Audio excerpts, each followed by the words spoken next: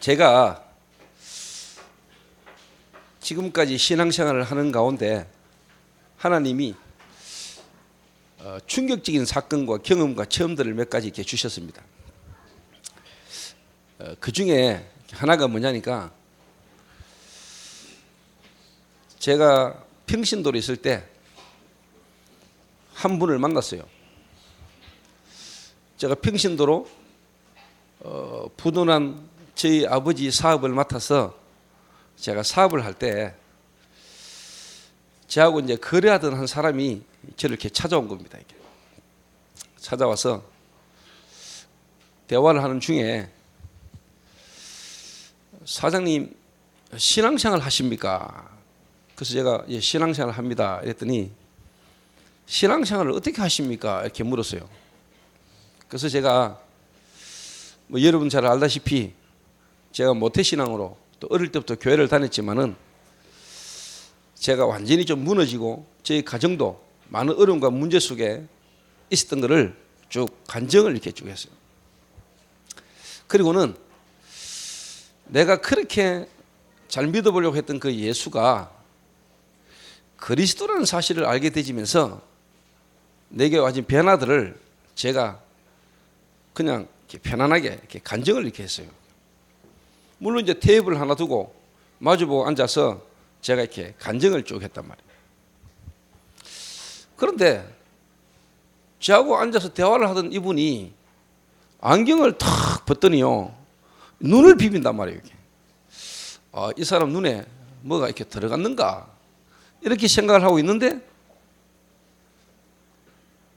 의자에서 일어나가지고 테이블 옆에 바닥에 무릎을 꿇고 대성통곡을 하면서 한 15분에서 20분 가까이를 팍 우는 겁니다. 여자가 아니고 남자가. 제가 그 장면을 탁 보면서요, 지금까지는 사람이 좀 변화가 되고 또 사람을 좀 바꾸려면은, 저는 예전에 그랬거든요. 제가 본 교회나 예수 믿는 사람들이 막 가슴을 치면서 소리 지르고 또 심지어는 막 방언을 하면서 덩들이 두드리고 막 몸부림을 쳐야 저는 조금 사람이 바뀌고 또 바뀌어지려고 그렇게 노력하는 것을 저는 봐왔고 또 제가 그렇게 해왔거든요. 그런데 제가 그냥 신앙 간증을 이렇게 하는데 이 사람이 막 뒤집어진단 말이에요. 그걸 탁 쳐다보면서요, 하나님이 제게 성경의 한 구절이 떠올랐어요. 사도행전 9장 10절에서 15절에 다메섹에 아나니아라는 한 사람이 있었는데, 하나님이 사울이라는 사람, 예수 믿는 사람을 잡아 죽이는데 본격적으로 공문을 가지고 픽업하러 가던 사울이라는 사람, 특히 스데반을 돌로 쳐 죽일 때 앞장섰던 아주 악질 사울, 이 사람이 다메섹에서 부활하신 주님을 만나서 변화되는 사건, 그 성경 말씀이 내게 탁 떠올랐어요. 성경에 있었던 그 하나님의 역사가 내 있는 현장에도 지금 여기에도 동일하게 일어나는구나. 동일하게. 그러면서 제가 그 사람에게 해줄 수 있는 말이 아무것도 없었어요. 가만히 지켜보는 방법밖에 없었어요. 하나님이 직접 역사하시는데, 하나님이 직접 그 사람을 변화시키는데 제가 이렇다 저렇다 할 이야기가 없더라고요. 이분이 한 15분에서 20분 정도를 가슴을 치고 통곡하고 겨우 안정을 하고 자리에 일어나 앉아서 하는 말이, 사장님 제가 오늘 이 대구에서 하나님을 만났습니다 이러더라고요. 제가 예 그랬습니까? 이랬더니 사장님이 지나온 삶의 생활을 간증을 쭉 하는 중에 자기 인생이 지금까지 살았던 자기 인생이요 파노라마처럼 지나면서 떠오르대요. 그러면서 자기도 어찌할 수 없이 그냥 뒤집어졌다는 거예요. 그러면서 하는 이야기가, 제가 3대째 예수 믿는 집에 장로 아들입니다 이러더라고요. 그런데 고등학교 졸업하고 대학 가고 졸업하고 취직하고 사업하면서 사업 부도나고 그러면서 뭐냐 지금 영업하는 과장으로 지금 전국을 프라이드 승용차를 타고 다니면서 영업을 하는데 원망불평이 가득해진다는 거예요. 막. 지나가는 그랜저 승용차만 봐도 욕 나온대요. 짜증이 나고 막. 그런데 오늘 제가 정말로 사장님의 간증을 듣고 메시지를 듣는 중에 정말로 하나님 만났다는 거예요. 자기 인생에 뭔가 하나님이 살아왔던 과거에 대한 인생의 뭔가에 대한 답이 순간적으로 탁 와진다는 거예요. 그러면서 하는 이야기가 제가 오늘 사장님을 만나고 부산을 가는데 부산에서 오늘 내가 범죄할 계획을 가지고 부산 가야 되는데 오늘 여기서 제가 하나님을 만났다는 거예요. 그러면서 이분이 가능하면은 제가 갔다가 다시 한번 사장님을 만나고 자기가 서울로 가고 싶다는 거예요. 그렇게 하라 했죠. 이분이 3일 뒤인가 다시 대구로 왔어요. 와가지고는 전화가 왔어요. 제가 사장님 집 앞에 여관에 모텔에 지금 방을 얻고 있는데 사장님 잠깐 보고 싶다는 거예요. 그래서 제가 집에 도착했다가 모텔을 찾아갔죠. 여기. 몇 호실이라는 얘기를 듣고 제가 방문을 놓고 문을 열었는데 저는 다른 방에 들어온 줄 알았어요. 거기 앉아있던 사람이 나를 맞이하는데 그렇게 인상이 180도 바뀌어질 수가 있습니까? 그렇게 찌들었던 인상이 제가 3일 만에 만났는데 완전 180도로 바뀌어가요. 환하게 웃고 앉아있는 거예요. 저는 처음에 순간적으로 방을 잘못 들어왔나 생각했어요. 그런데 맞아요. 그러면서 이분이 하는 이야기입니다.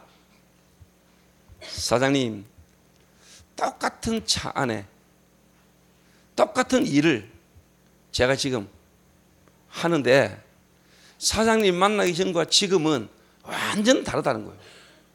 완전 다르다는 거예요. 환경이 안 바뀌었는데 지금 그 원망스럽고 불평스럽던 자기가 너무너무 감사하다는 거예요. 이렇게. 제가 그 말을 탁 듣는데요.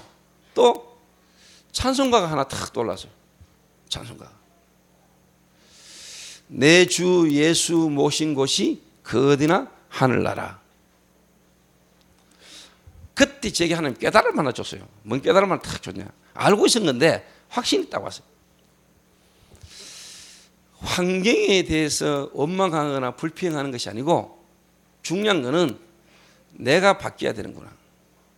내가 바뀌면은 다 바뀌는구나. 대부분의 사람들은 내하고 만나는 사람, 내가 처해 있는 직장, 그리고 일들 여러 가지 대한 부분에 대한 원망과 불평을 갖고 사는데 진짜 중요한 것은 뭐냐? 그걸 바꾸고 그게 바뀌어지는 게 아니라 내가 바뀌면은 다 바뀌는구나. 그렇구나. 사람들은 자기를 모르고 자기를 찾지 못하고 정말로 본인들이 은혜 받지 못하고 자꾸만 다른 거에 대해서 핑계대고 원망하고 불평하고 있구나. 제가 그게요 내게 부딪혔어요. 대부분의 성도들이 많은 사람들이 다 대부분이 하나님이 나와 함께 하시는 참 은혜를 놓치고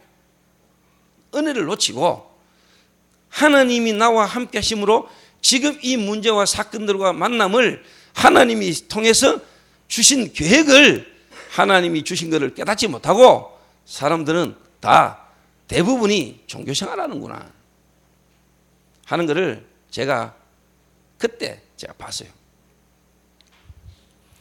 제가 왜 이 말을 하느냐? 제가 왜 오늘 이 말을 하느냐?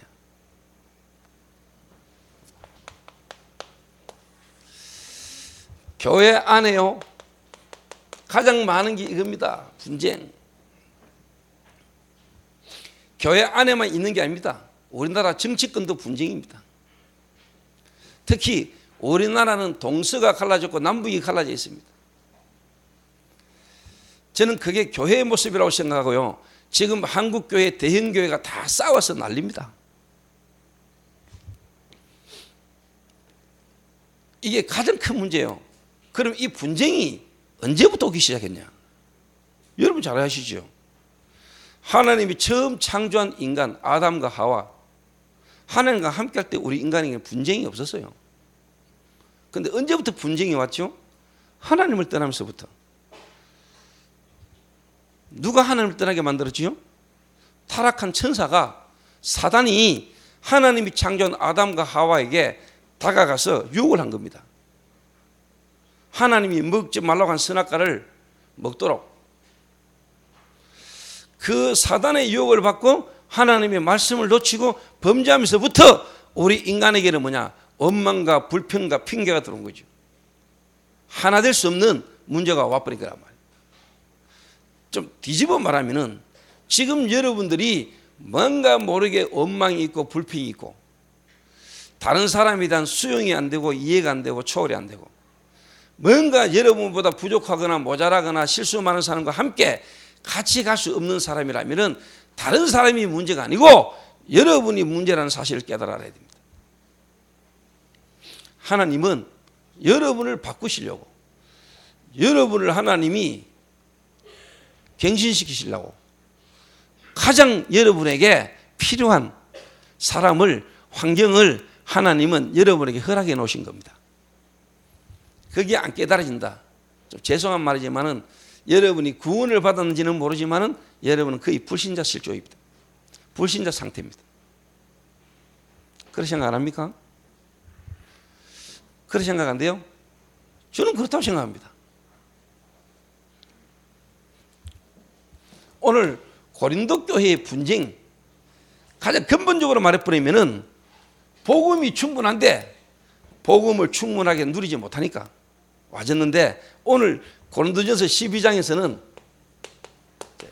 은사 문제로 말미암아 고린도 교회 분쟁이 또 쉽게 말하면요 있은 겁니다. 이게.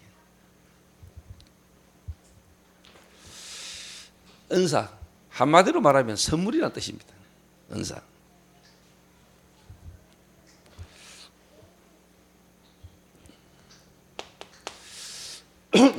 은사라는 거는요 하나님의 선물인데,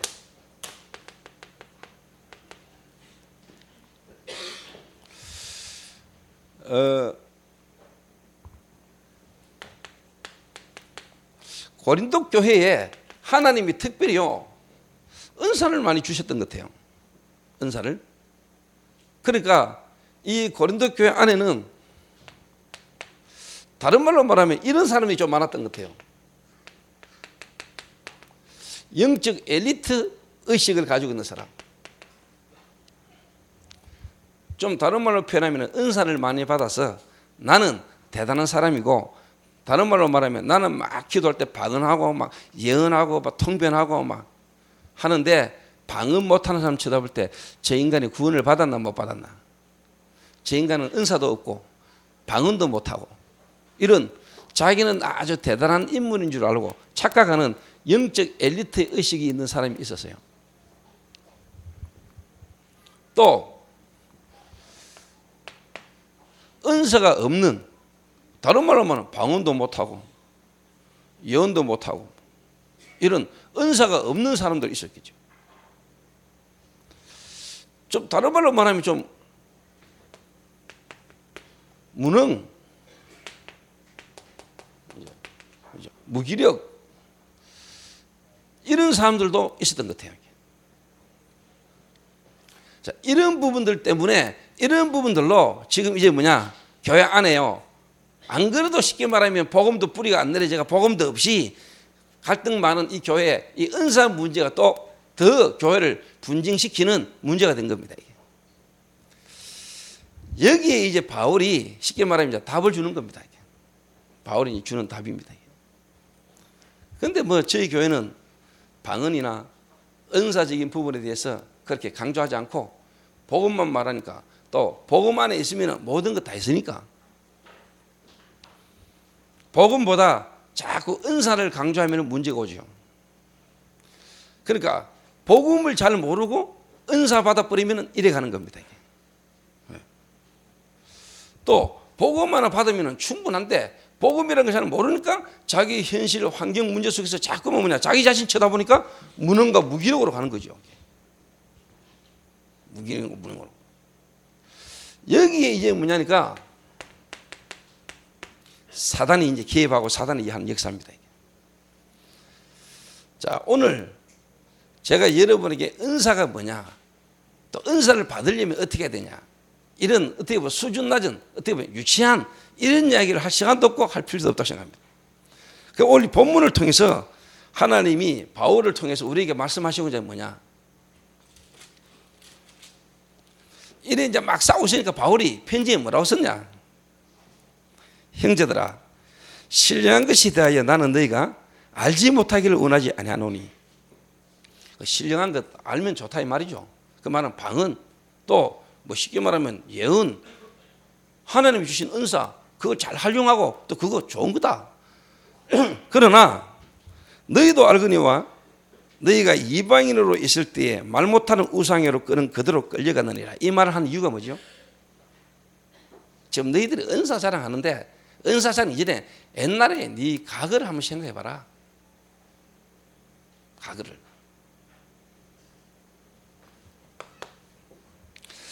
오늘 저와 여러분이 정말로 여러분의 자신의 과거를 잘 돌아보고 여러분이 여러분 자신을 여러분 아셔야 됩니다. 이게.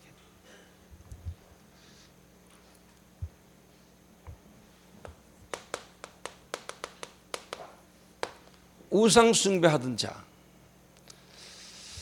고린도 교회 성도들에게 바울이 말합니다. 너희가 다 전에는 우상 숭배했던 자들 아니냐. 우상 숭배했던 자. 한마디로 말하면 뭐죠?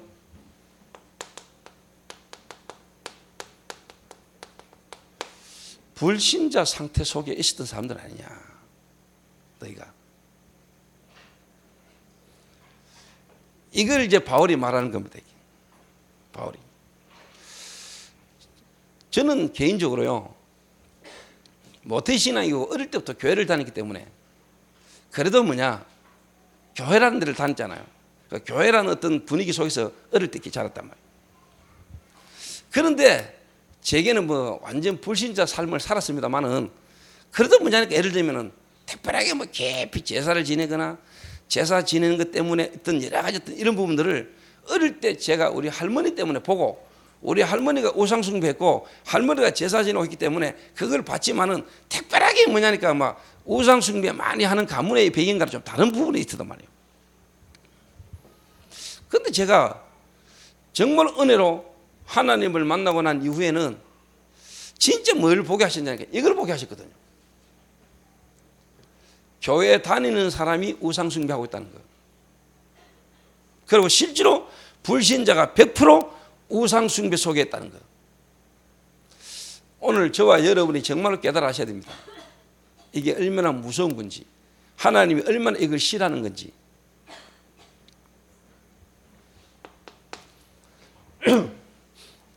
다른 말로 말하면은 오늘 저와 여러분의 과거를요, 여러분이 다시 한번 돌아보고 오늘 저와 여러분이 정말로 뭐냐, 얼마나 하나님의 축복된 자리에 예배하는 자로 지금 여러분이 있다는 것이 얼마나 큰 축복인가를 오늘 여러분이요 회복하고 발견해야 돼요.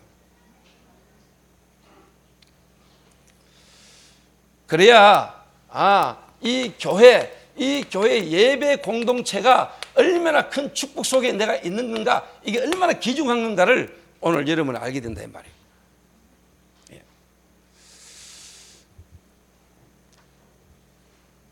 불신자 여러분 이해하시죠? 다 지난날 저와 여러분이 이 속에 있었잖아요. 제가 이번에 안산, 안양 이번 주간에만 2지역 목회자들 집중훈련을 제가 하고 왔어요. 또 이번 주간에는 강서지역, 수도권 강서지역의 목회자들 훈련을 제가 오늘 또 해야 돼요. 다음 주는 대전 목회자 집중훈련을 해야 돼요. 대전. 제가 지금 전국 목사들 쉽게 말하면요 훈련을 지금 제가 하고 있잖아요. 근데 이번에 안산을 탁 가가지고 여러분 알다시피 안산에 이번에 세월호 사건, 제가 갖는 교회가 안산에 안산에 세월호 사건 터졌을 때 거기에 죽은 애들 가운데 자기 교회 애가 2명이나 있었어요.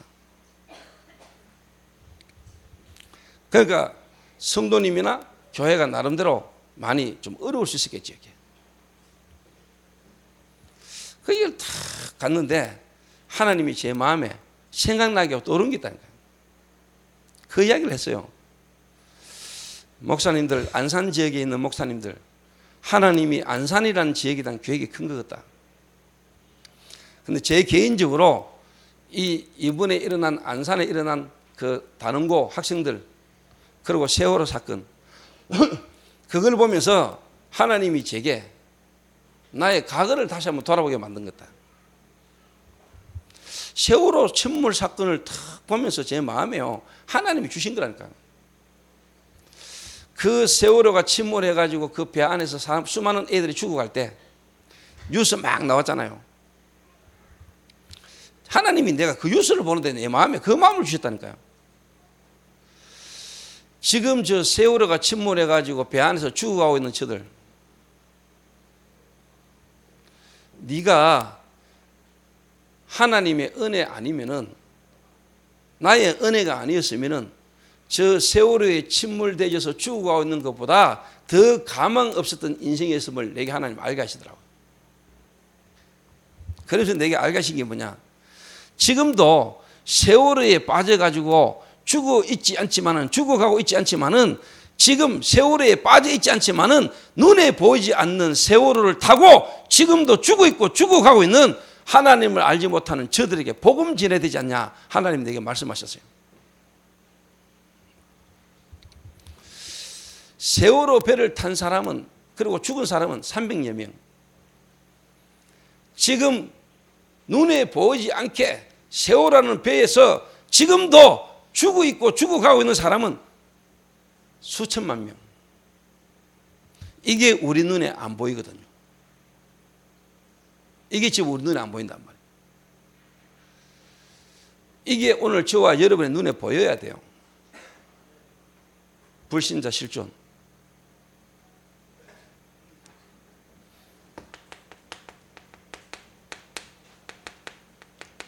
신분의 문제.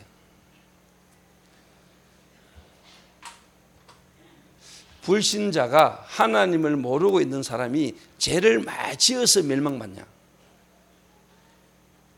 대부분 그렇게 생각하겠죠. 그래서 업을 닦으려고 그러죠. 그렇지 않습니다. 불신자가 왜 멸망받고 고통당하느냐? 교회 다니는 사람이 교회는 다니는데 왜 계속 고통이 당하느냐? 왜 재앙이 계속 오느냐? 이거 못 깨달아가지고. 좀 다른 말로 말하면은 원죄가 뭔지를 몰라가지고. 좀 다른 말로 말하면 인간의 근본 문제가 뭔가를 몰라서. 정말로 우리 인간에게 가장 중요한 영적인 존재와 영적 문제를 몰라가지고 사람들이 지금도요 고통 속에 죽어가고 있거든요. 오늘 저와 여러분이 이 눈을 열어야 돼요. 그러니까 고린도 교회가 진짜 고린도 지역의 그 아볼로다이 어마어마한 신전을 지어놓고 거기에 수많은 사람이 우상 숭배하고 있는 영적인 사실들, 그 일 이후에 일어나는 재앙과 문제는 전혀 모르고 지금 교회 안에서요 내 잘났니 네 잘났니 지금 이러고 있거든요. 이 말도 안 되는 소리 지금.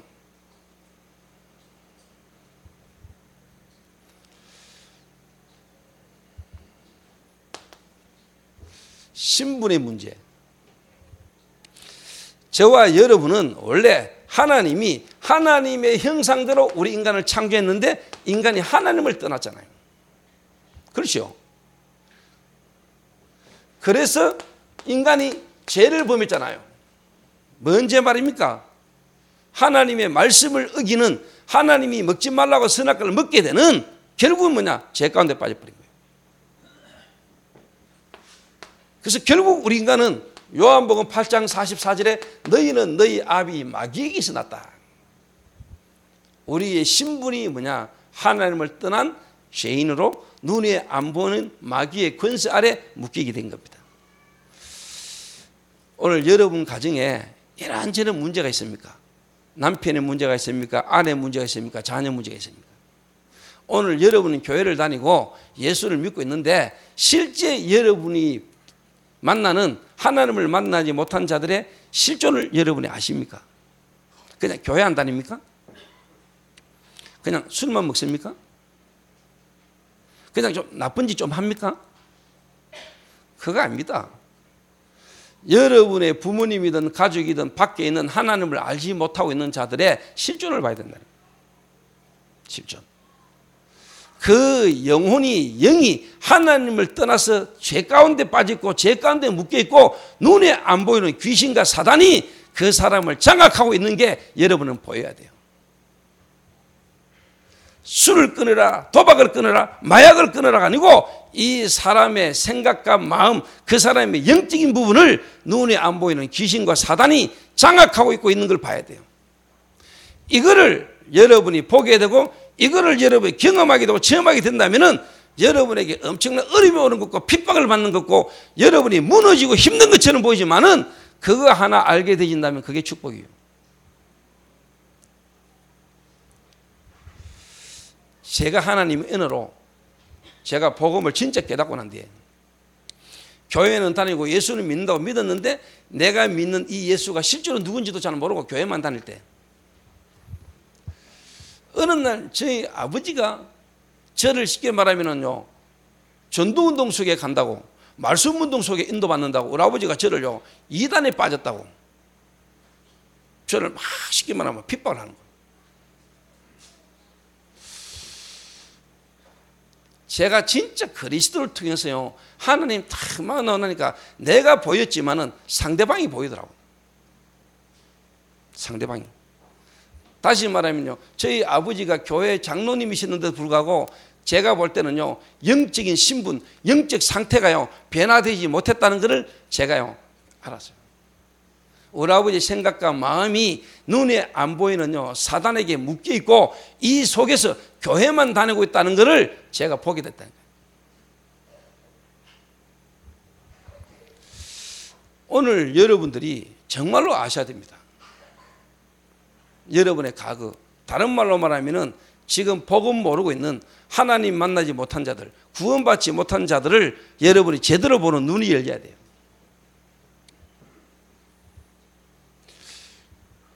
그런 현장과 그런 사람들에게 제가 정확하게 복음을 말하는데 하나님의 성령이 역사해 붓는데요 실제로 뭐냐? 흑암의 나라, 실제로 눈에 안 보는 사단의 권세와 귀신의 역사가 떠나가고 무너지는 역사를 제가 몇 번 봤다는 거예요. 아, 실존. 정말로 불신자, 하나님을 떠나 있는 자, 우상 숭배를 본격적으로 한 자, 눈에 안 보게 이 사람의 생각과 마음이 눈에 안 보는 귀신에게 잡혀있고 사단이 이 사람 배후에 역사하고 있다는 사실을 여러분이 보십니까?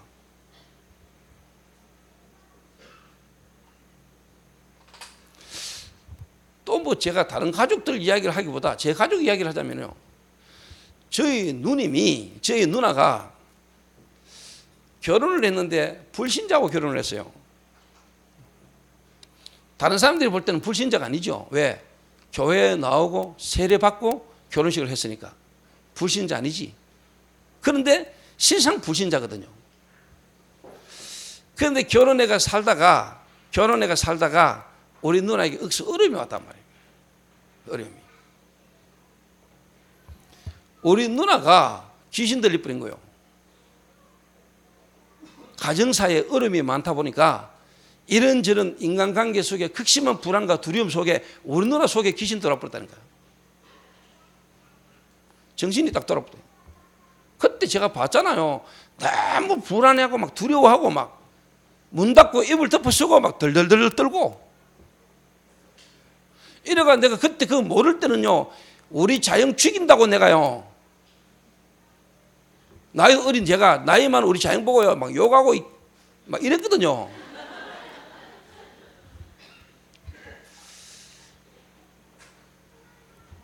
제가 몰라가지고 그러니까 영적 싸움을 싸야 되는데 영적 싸움이 아니고 이제 육신적인 싸움을 싸우는 거죠 제가. 그러다가 저희 누나가 하나님의 은혜로 귀신이 떠나가고 실제로 성령이 역사하면서 지금까지 하나님이 인도를 쭉 해오셨죠. 그 해오는 가운데 저희 자영 집안이 완전 우상 숭배하는 집안이거든요. 그리고 우리 자영이 다시 말해 엄마가 2명이라 엄마가.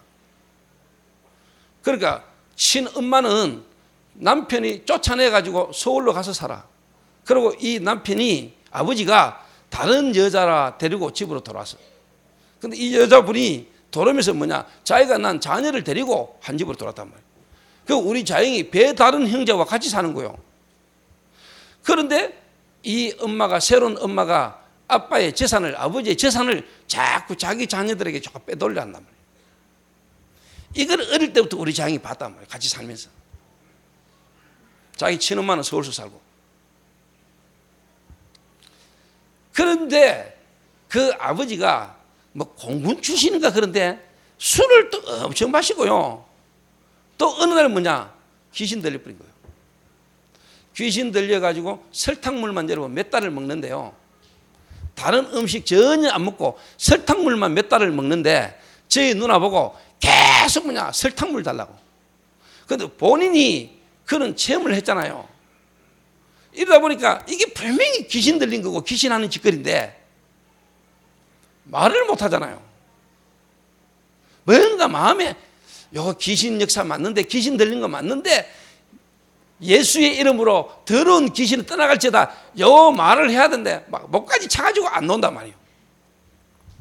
이제 그런 상황 속에 또 우리 누나 시할아버지가 병으로 누워 있었어요. 그때 저한테 야야 네가 와가지고 보험 좀 지내라. 그때 제가 한참 가가 전달 되거든요. 그때 제가 진짜 물불 안 가리고 가는 곳마다 보험 전할 때거든요. 이래가 저희 누나 그 동네 하원하고도 쓰라리 그 동네 안에 있는 탈북자 만나지고요. 그 안에요 귀신 들고 정신적으로 시달린 사람들요. 내 복음 많이 지냈습니다. 이런 저를 두고 볼 때 하나님 은혜인데 왜 우리 교회 교역자들에게는 이런 일이 안 일어날까 하는 의아심도 좀 갖고 있어요. 왜 그렇게 시간이 많아가지고 딴짓하고 돌아다닐까 이 생각도 나무시 해요. 왜 IQ 70인 내게도 하나님 이렇게 역사하셨는데 생명 역사가 일어났는데 왜 그렇게 똑똑하고 잘난 사람들에게 이 구원 역사가 안 일어날까 이 생각은 내가 좀 해요. 갔더니요 시할아버지가 누워 있는 거예요. 이제 쉽게 말하면 중풍도 오고 치매도 오고 이제 가가지고 내가 복음 전했어요. 근데 이 귀신 들린 시아버지가 옆방에 있었거든요. 과음 지르는 거예요.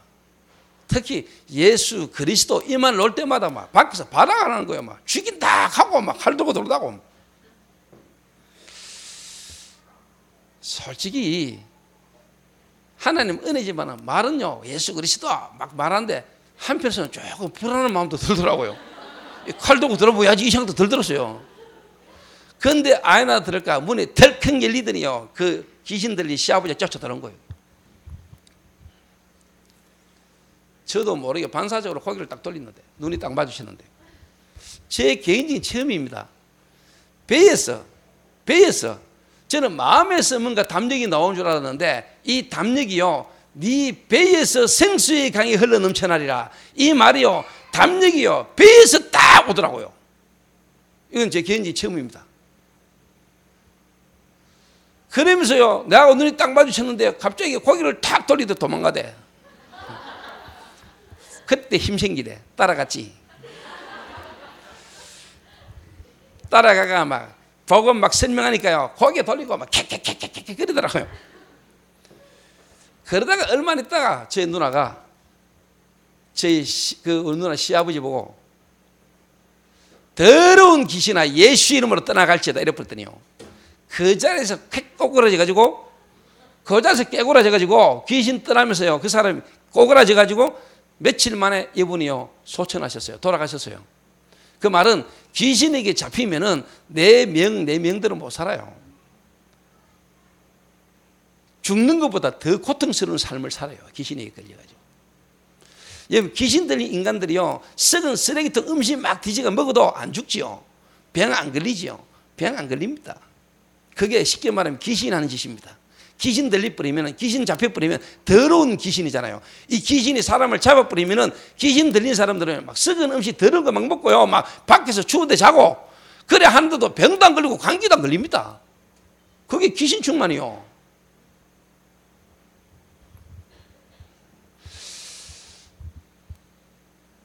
이런 부분들을 하나님이 제게요 평신도 때 이미 경험하게 하셨어요. 평신도 때. 나는 지금도 여러분 개인과 여러분의 가정과 여러분의 있는 현장에 이런 영적인 배경과 영적 문제 속에 있는 사람들이 많다고 나는 보거든요. 그 말은 오늘 여러분이 은혜 받고 힘 얻으면은 하나님은 여러분과 관계된 현장에 하나님의 이 생명의 역사, 하나님의 나라가 임하는 역사는 이번 주간에도 일어난다. 특별히 명절 주간 우상 숭배는 우리 민족 가운데 있는 이 나라, 이 민족 가운데 있는 우상 숭배의 결과로 아직 저주가 여러분 때문에 무너지기 시작한다. 제가 이걸 봤어요. 이게 보였어요, 제가.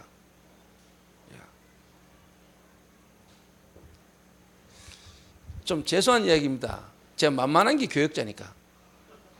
교역자들 가운데요, 완전 불신자, 정말로 완전 우상숭배 할 수밖에 없고 우상숭배함으로 와지는 저주와 재앙 속에는 무너져 있는 불신자가 여러분을 통해 복음받고 살아난 역사가 안 일어난다. 나는 여러분 교역자 하지 말기를 주의 이름으로 축원합니다.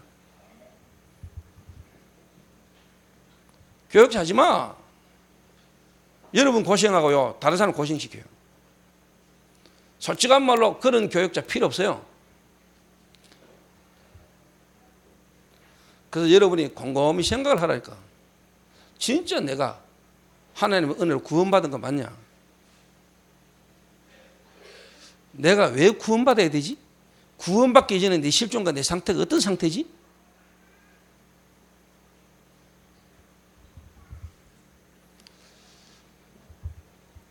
그래서 여러분이 정말로 안다면은요, 그 현장, 그 불신자들이 있는 현장을 한번 들어가 보라니까. 가서 일단 전도라도 해봐. 복음이라도 전해봐. 전하는 중에 하나님이 여러분에게 그 체험을 하게 할 수도 있어요.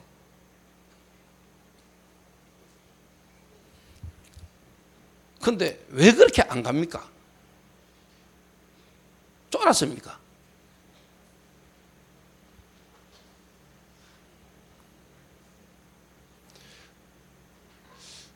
교역자가 돼가지고요, 시간 많아가지고 할 짓 없이 비비 돌아다니고요, 막. 나는 그런 거 보면 난 사실 저는 이해가 안 돼요.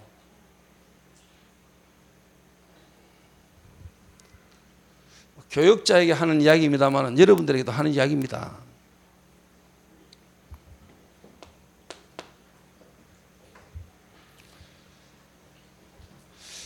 그러니까 제가요, 어느 지역을 딱 갔더니 목사님이 전도사님 잘 오셨다면서 저희 교회를 좀 도와주시고 좀 사역을 좀 해달라는 거요. 그래가지고 귀신 들려서 무당하다가 예수 영접한 지 일주일 된 무당하다가 돌아온 집에 저를 보고 가서 좀 잘하더라고요. 자면서 그분을 좀 도와주라는 거요. 그때 내가 전도사 강경호